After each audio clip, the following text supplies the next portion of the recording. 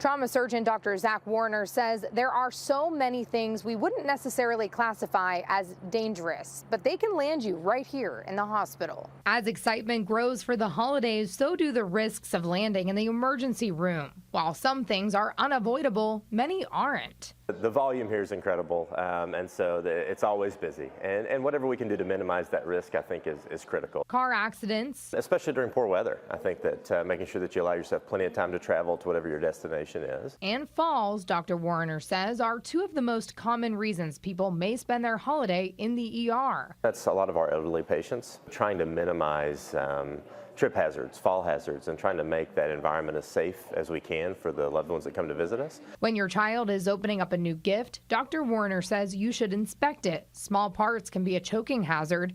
He says his main concern are button batteries. Button batteries can cause catastrophic consequences if ingested by children.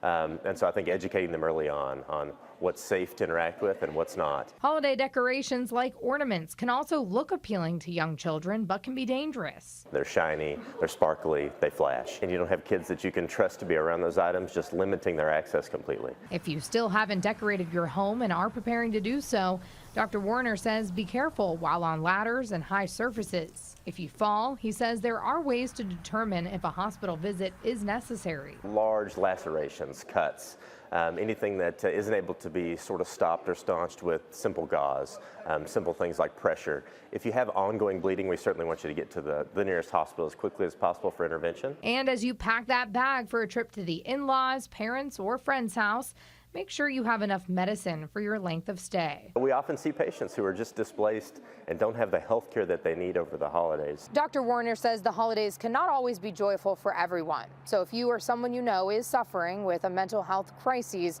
they have their UK Empath Clinic open 24/7.